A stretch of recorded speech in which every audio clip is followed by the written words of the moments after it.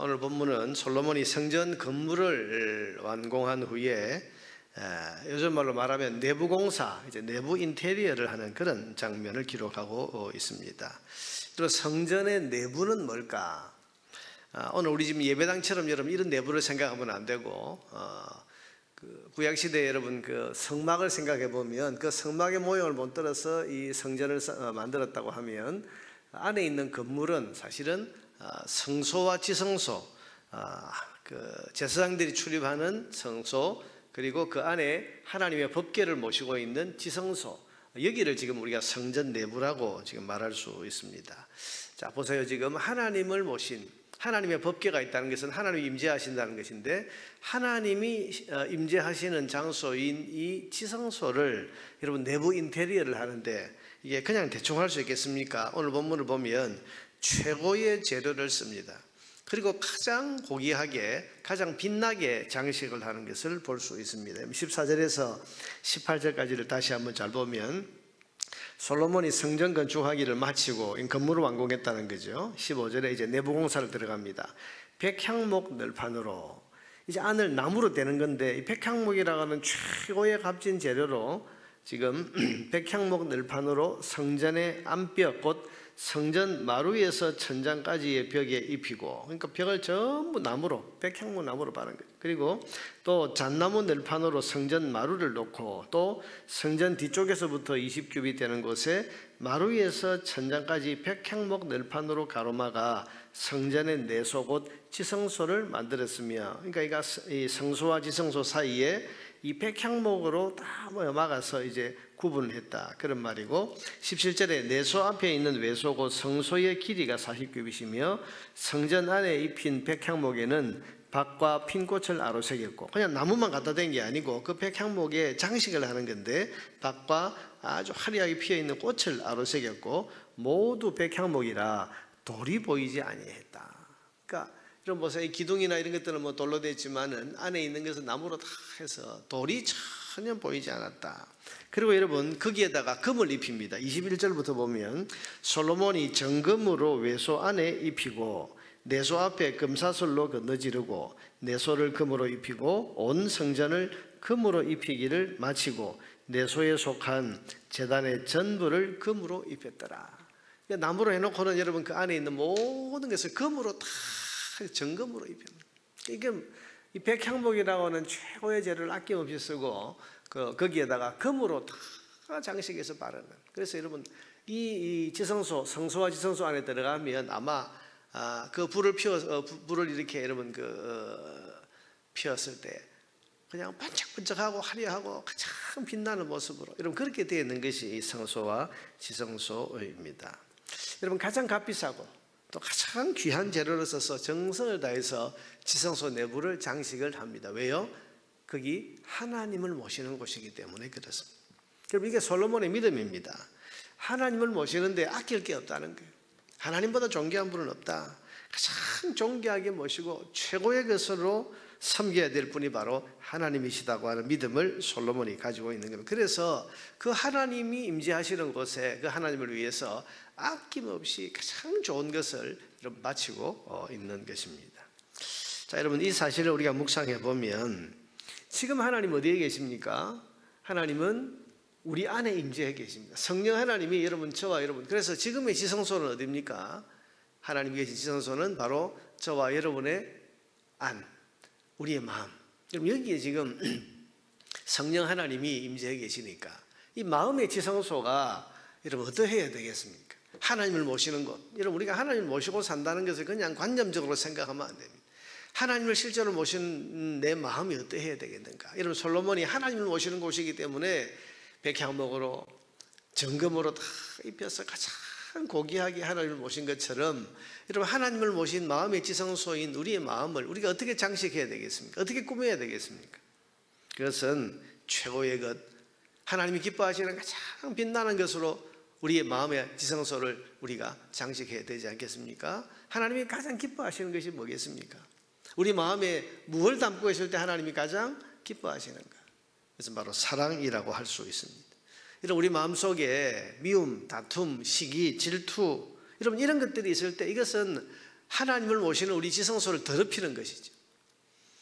그러나 이 하나님을 우리가 제대로 모신다고 하는 것은 우리 마음속에 내 안에 하나님이 계시니 하나님 사랑, 사람 사랑, 이웃 사랑. 여러분, 이 사랑이 우리 마음에 가득할 때, 여러분 그럴 때 우리의 마음은 하나님을 모실 만한 지성소가 될 수 있는 것입니다.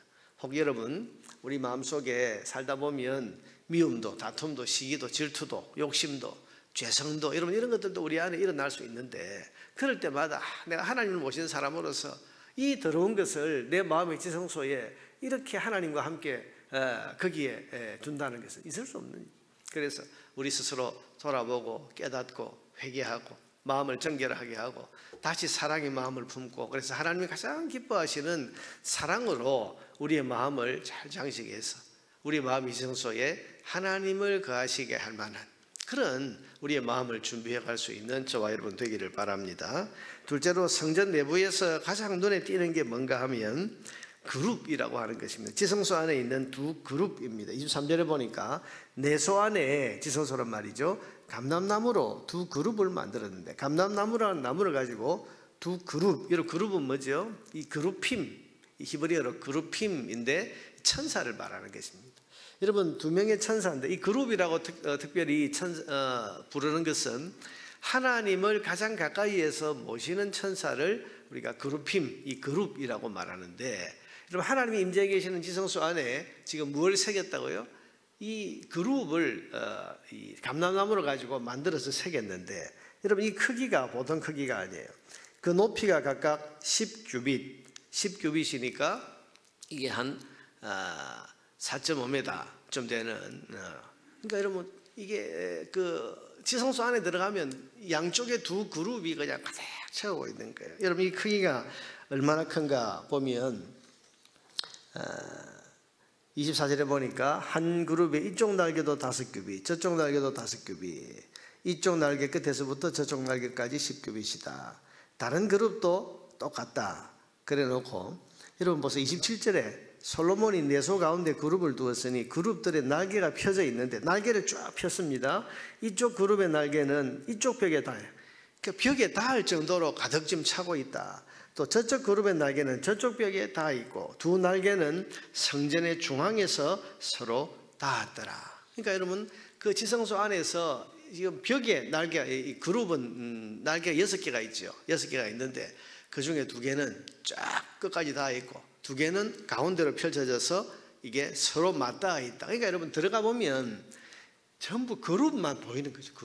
그룹으로 가득 차 있는 겁니다. 그런데 그럼 이 지성소에 모시고 있는 것이 그룹이냐? 그게 아니고 이 그룹들의 모양이 특별합니다. 여러분 이 지성소 안에 이 그룹을 크게 만들어 놓은 이유는, 꽉 차게 만들어 놓은 이유는 이 지성소에서 가장 중심되고 영광 받으셔야 될 분이 누군가를 보여주기 위해서입니다. 여러분 보세요. 그룹들이 지금 크게 자리를 잡고 있어도 그들의 날개는 중심에 있는 하나님의 법궤를 둘러싸고 있습니다.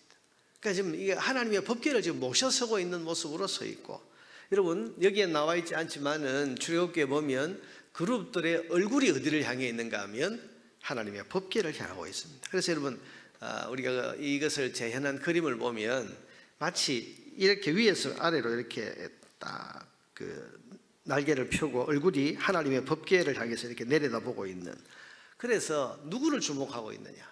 하나님을 주목하고 있는 이 형상으로 지금 이 지성소 안에 그룹이 만들어져 있다는 것입니다. 이게 뭡니까? 이것은 이 지성소 안에서 주목받아야 될 분은 하나님이시다. 이 지성소 안에서 영광 받으셔야 될 분, 찬양 받으셔야 될 분은 하나님이시다는 것을 이 그룹들의 날개와 얼굴을 통해서 지금 표현하고 있는 것입니다. 여러분 보세요. 그렇습니다. 지성소, 그러니까 이 성전에서 가장 주목받아야 될 분, 이 성전에서 가장 영광 받으셔야 될 분은 하나님이시다. 하나님께 초점이 맞춰져 있습니다. 주인공은 하나님이십니다.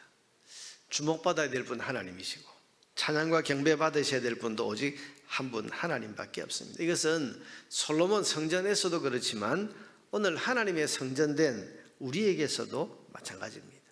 우리의 삶에서 주목받으셔야 될 분 누구냐? 내가 아니고 하나님이십니다.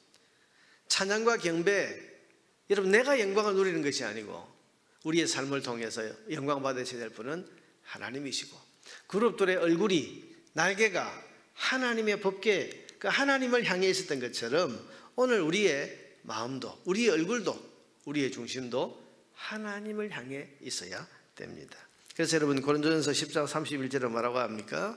그런즉 너희가 먹든지 마시든지 무엇을 하든지 다 하나님의 영광을 위하여 하라. 하나님의 영광을 위하여 하라. 여러분, 이 성전의 건물과 장식은 오늘 우리 삶의 중심이 어디에 있는가를 다시 한번 깨닫게 해줍니다. 하나님이 주인공이십니다.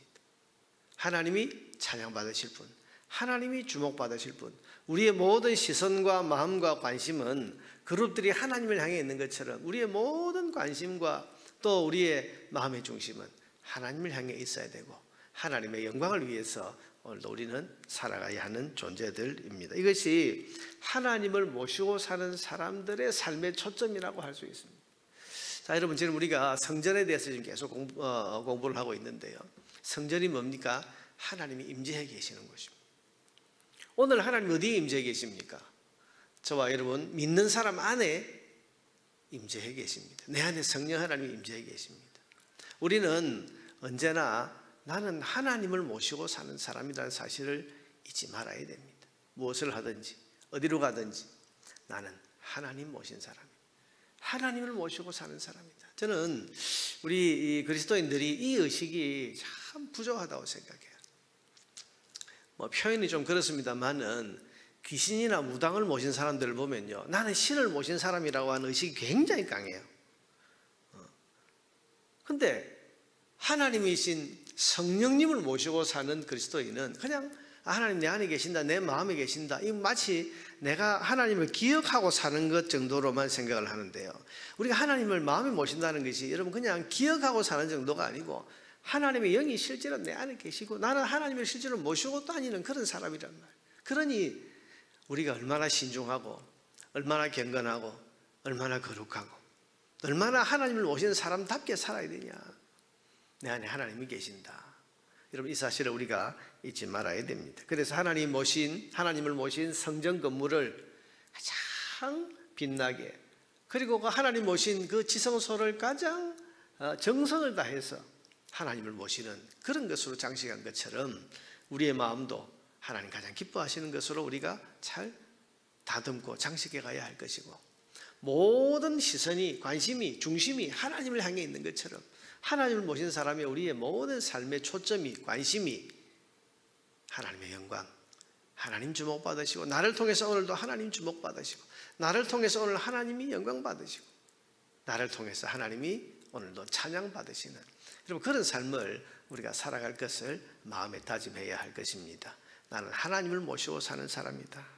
오늘도 여러분 하나님을 모신 사람답게 먹든지 마시든지 무엇을 하든지 하나님의 영광을 위해서 살아가는 저와 여러분 되기를 주의 이름으로 축원합니다.